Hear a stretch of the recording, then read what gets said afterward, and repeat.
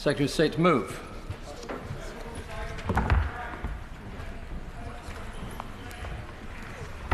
Thank you, Mr. Deputy Speaker. I beg to move that this House has considered the situation in Ukraine. This week, the war that President Putin expected to last just 3 days reaches a year in duration.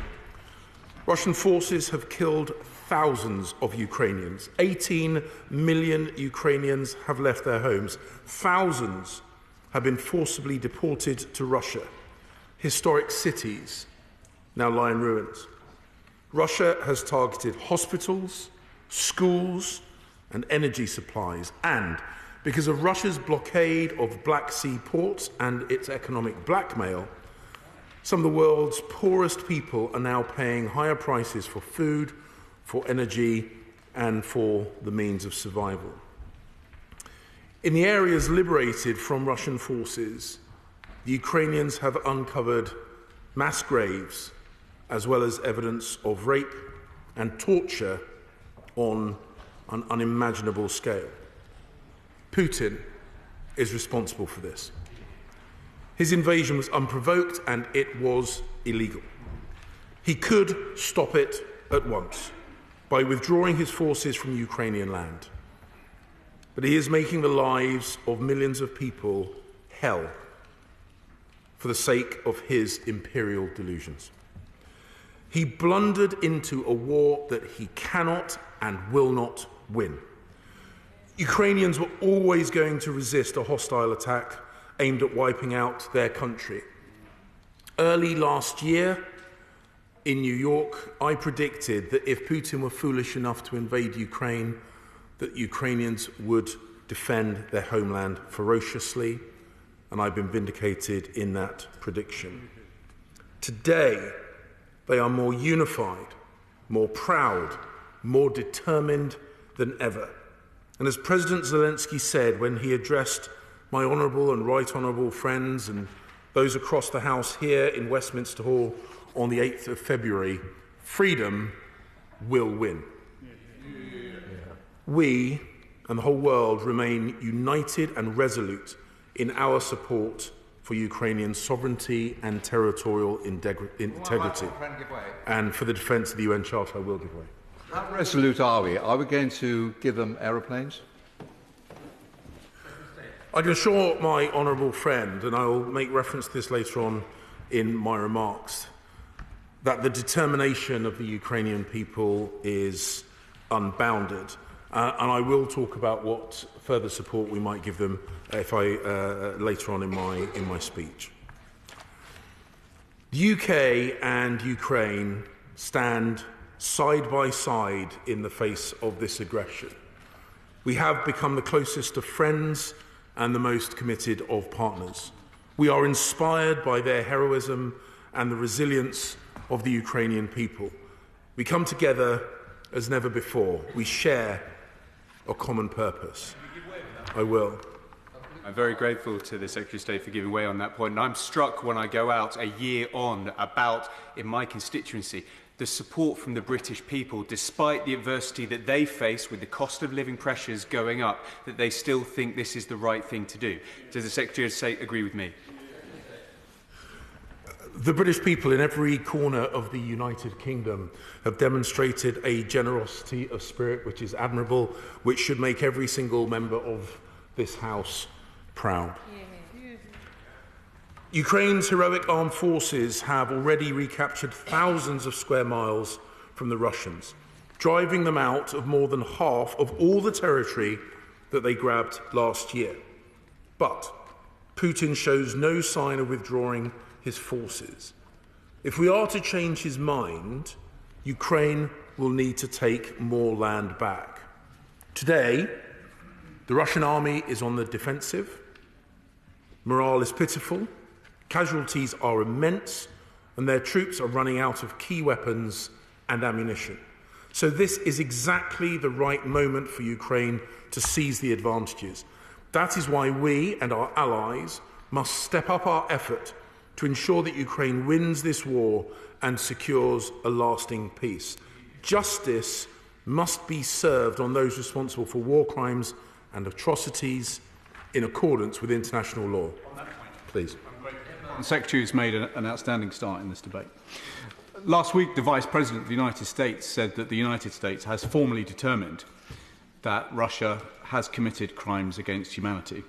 Has Her Majesty's government now come formally to the same conclusion? We, of course, are looking very closely at the evidence which is being compiled.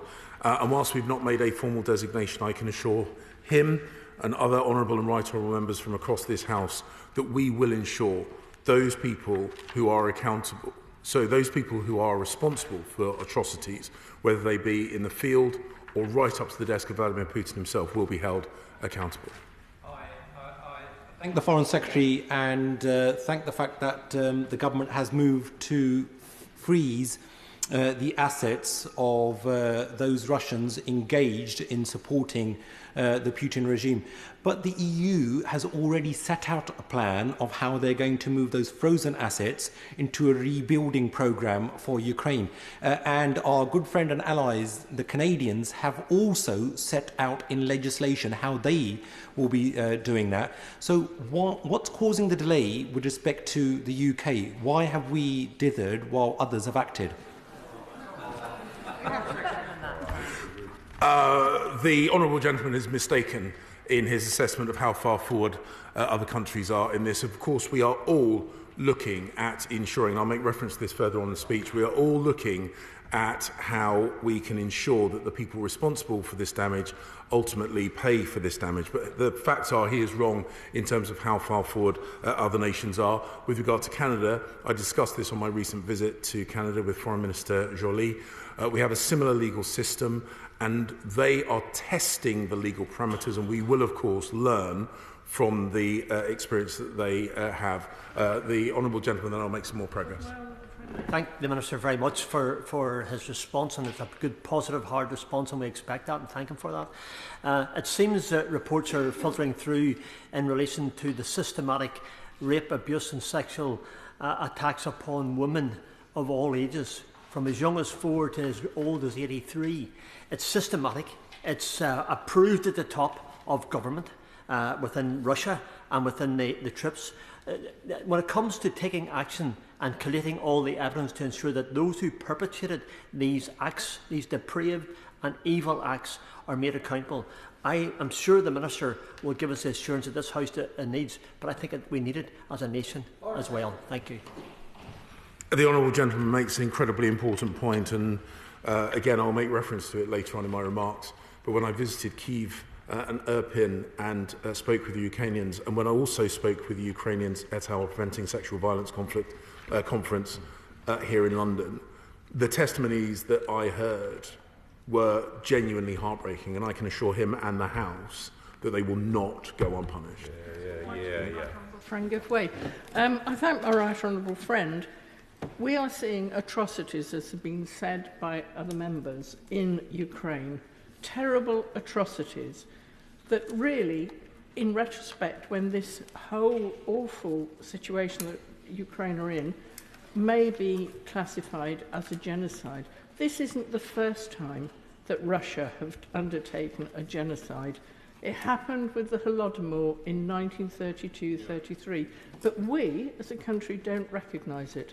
I hope that when this is over, as soon as possible, we can look again and reclassify the Holodomor, which murdered millions of people, as this one is doing, and recognise it formally, as many other countries do.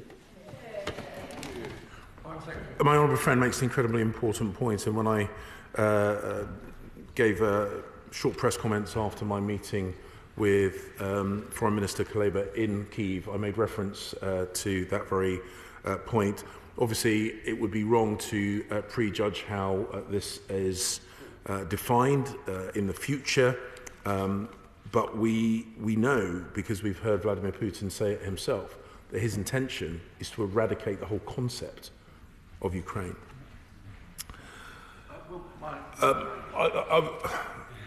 Let me make some more progress. let me make some more progress, because a number of the interventions have touched upon things that I am planning to make in the speech. But I assure my right honourable friend I will give him the opportunity to.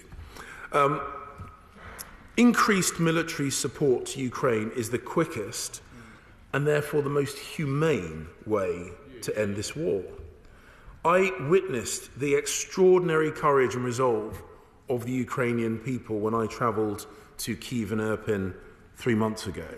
I saw for myself, and I understand fully, that they will defend themselves and their land, whatever the cost may be. They will never give in. They will never surrender. So Russia's untrained conscripts, sent to the front line of a war that makes no sense to them, will never be able to match Ukraine's martial spirit. This is why Ukraine is going to win. And this is why we must ensure that they win as quickly as possible. Mr. Deputy Speaker, the UK's military, humanitarian and economic support to Ukraine since the invasion started has reached nearly £4 billion. I want to pay tribute and commend my right honourable friends, the members for Uxbridge and South Ruislip and South West Norfolk, for the decisiveness and the resolve in the early stages of this conflict, which gave Ukrainians a fighting chance, enabled them to defend their capital city and bought them the time that they needed to push back the Russian forces. And I'm very glad that the right honourable gentleman and the right honourable lady are in their places here. We are proud to be the largest supplier of military aid to Ukraine after the United States of America. We were the first country to provide the weapons Ukraine needed to defend itself. In 2023, we shall, at very least, match the £2.3 billion of military aid we gave last year, and we shall add more advanced capabilities across land, across sea and across air.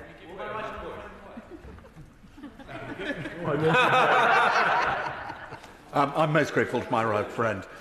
He referred to the importance of holding Russia to account for its crimes. He will be aware of the actions already underway, both in the International Criminal Court and by the Ukrainian judicial system.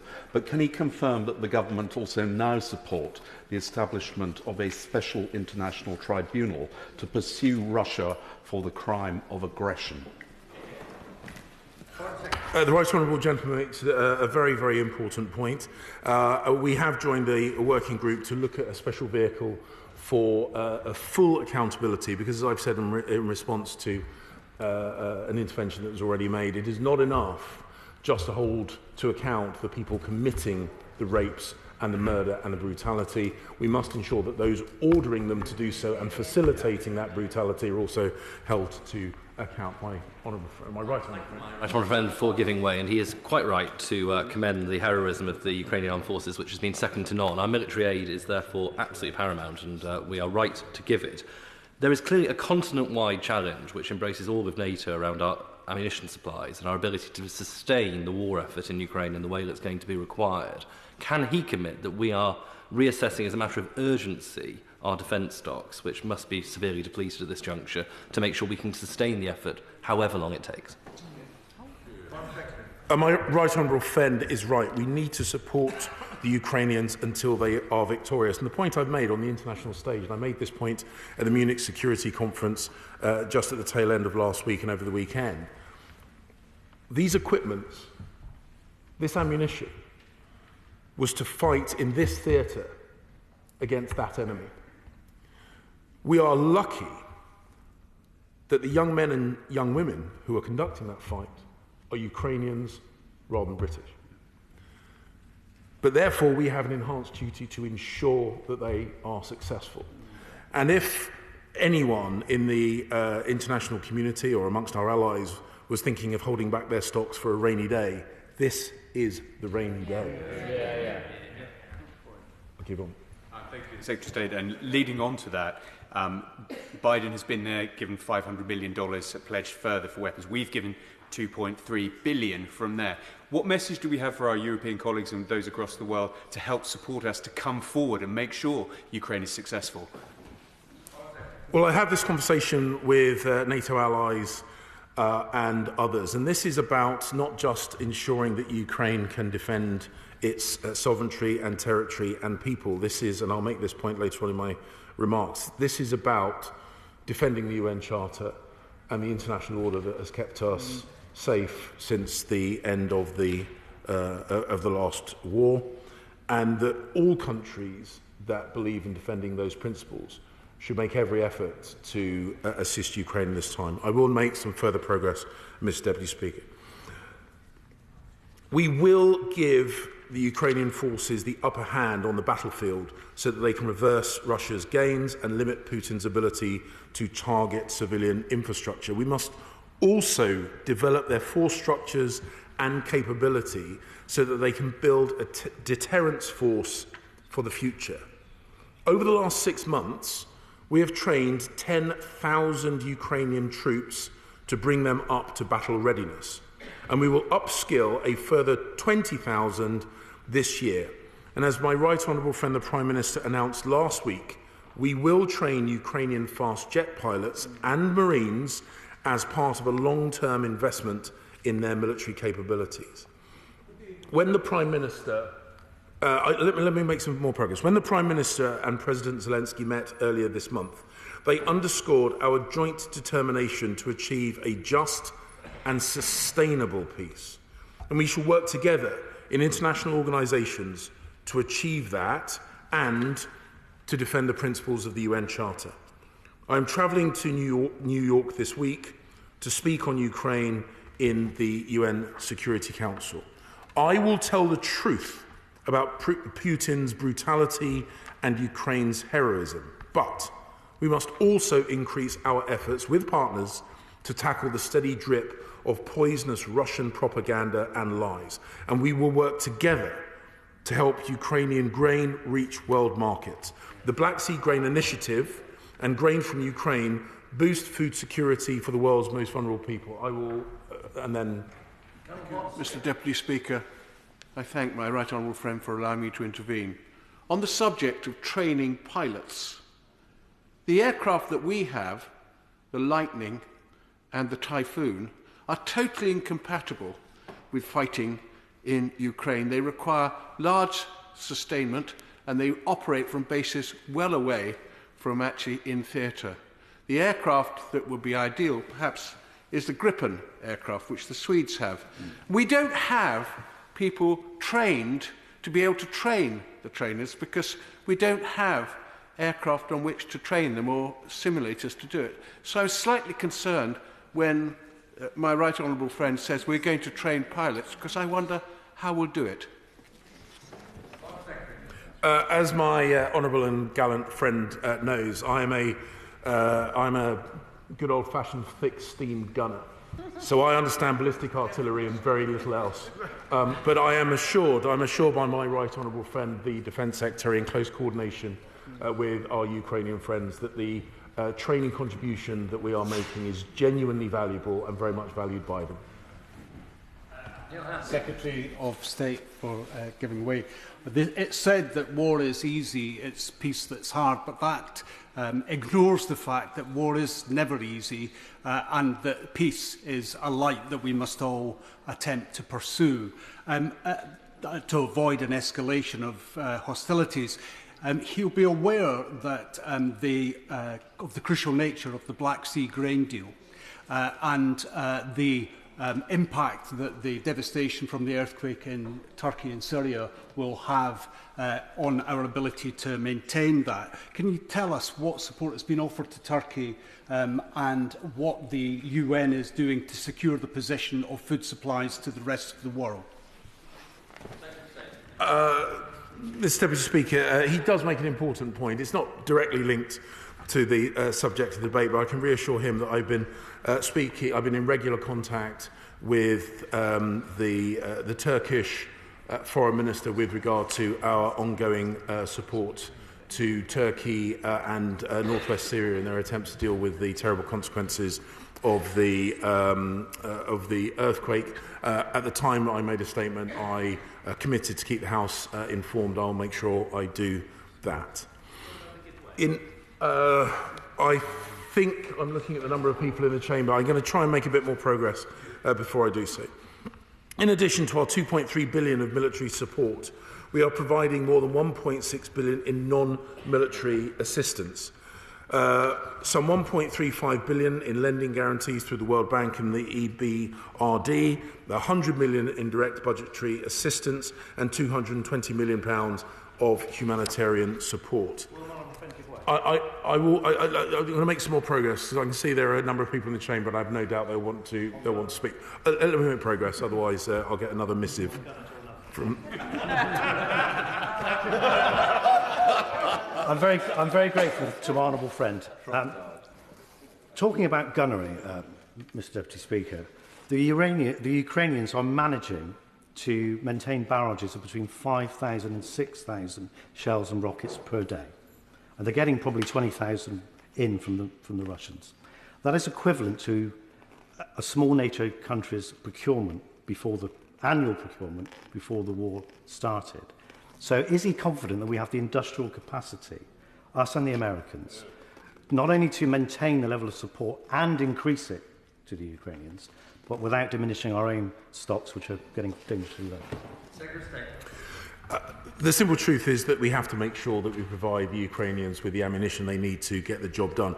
Our industrial base will have to step up a gear, I have no doubt, but we should be confident that as NATO allies, including, of course, the industrial might of the United States of America, will considerably outmatch the capability of the Russian Federation to produce ammunition. I will make progress. I give House notice I intend to make progress now. Our vital humanitarian assistance delivered through the United Nations, Red Cross and NGOs is saving lives and helping to protect the most vulnerable in Ukraine and those forced to flee from Russian attacks.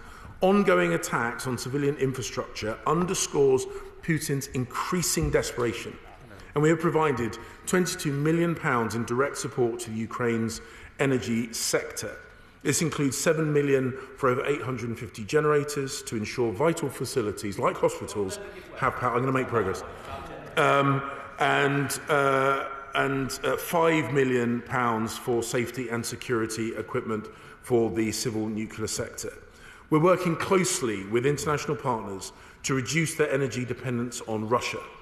The UK phased out Russian coal from August of last year and banned imports of Russian liquefied natural gas from the start of this year. And alongside the G7 and Australia, in December, we set a price cap on seaborne Russian crude oil to restrict Putin's primary source of revenue for his illegal war. Despite elevated oil prices, Russia's finance ministry has reported a $47 billion deficit in 2022 because of the decisive action that we have taken. And we will continue to work with partners to cut off Russia's hydrocarbon revenues and accelerate the global transition to clean, reliable sources of power. And we've also imposed our largest and most severe package of sanctions ever against Russia. With our allies, we have frozen over £275 billion worth of Russian assets, in addition to the 1,200 individuals already sanctioned. We will introduce new measures against those in Russia and outside it who are supporting or profiteering from this war. And we will crack down ruthlessly on those who seek to evade sanctions. Abuses and violations of human rights have been committed by Russian forces on a systematic scale. Torture and killing of civilians, rape and sexual violence as a weapon of war, forced deportations. We will not allow these crimes to go unpunished. We will support the war crimes investigations both of the Ukrainian authorities and the International Criminal Court.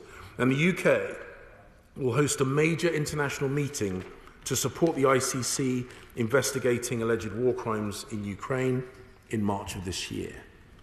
When this war is over, Ukraine can never again be left vulnerable to attack. A strong Ukraine must be safe, flourishing, and prosperous. With our Ukrainian friends, we will co-host the 2023 Ukraine Recovery Conference on the 21st, 22nd of June here in London. Together, we plan to mobilise the combined might of public and private finance to ensure that Ukraine gets the vital reconstruction investment that it needs. And I know this House will join me in calling upon Putin to withdraw Russian forces from Ukrainian territory and immediately bring an end to the barbaric attacks against civilians. Mr. Deputy Speaker, the Ukrainians have endured months of relentless attacks and bombardment, but their spirit is unbroken. And we share their determination that Putin's illegal attempted invasion will fail, and that this House demands that justice be done. The question is that this House has considered the situation in Ukraine. Shadow Foreign Secretary David Lammy.